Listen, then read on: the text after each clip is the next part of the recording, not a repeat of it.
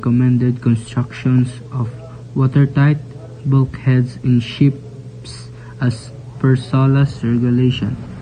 Watertight bulkheads are vertical or horizontal structural walls that divide a ship into separate compartments. Their primary purpose is to prevent the spread of water in the event of hull damage, ensuring the vessels remain afloat and stable. The International Convention for the Safety of Life at Sea, SOLAS, specifically Chapter 2-1, sets out mandatory standards for their designs, construction, and arrangement. Purpose and importance: damage stability by limiting flooding to one or a few compartments. Bulkheads allow the ship to stay buoyant and maintain stability after an accident. Safety: they protect passengers, crew, and cargo, and enable essential systems to continue operating. Regulatory requirements: compliance with SOLAS is mandatory for all international voyages. Key requirements: number and arrangement. All ships must have a collision bulkhead at the bow, located between 5% and 8% of the ship's length from the forward perpendicular. An after-peak bulkhead to enclose the stern tube in a watertight space. Watertight bulkheads at both ends of the machinery space. Additional bulkheads are required based on the ship's length and type.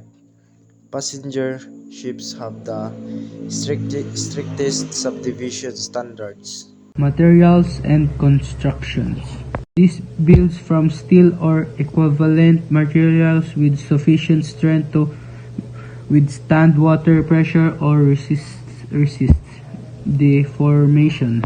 Plating thickness and stiffness sizes are specified to ensure structural integrity under load. Corrugated bulkheads are allowed if they provide equivalent strength to plain bulkheads. Watertight integrity. Penetrations, etc. for pipes, cables must be properly sealed to maintain watertightness. Small opening for drainage or minor services are permitted, but limited in size. Door and hatches in bulkheads must be capable of being closed watertight. Design principles. Subdivision.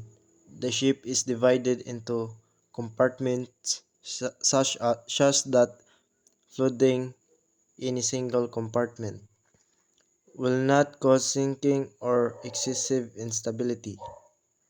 Spacing.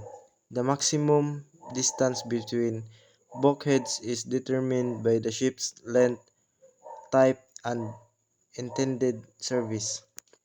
Strength. Bulkheads must be designed to resist hydrostatic pressure and dynamic loads from sea conditions. Compliance and inspection. Ships are surveyed during construction and periodically to ensure compliance. Classification societies verify that designs and materials meet SOLAS and industry standards. Maintenance and testing, example host tests, are required to ensure ongoing integrity. The summary of this topic is SOLAS regulations ensure that watertight bulkheads are constructed and arranged to provide maximum safety.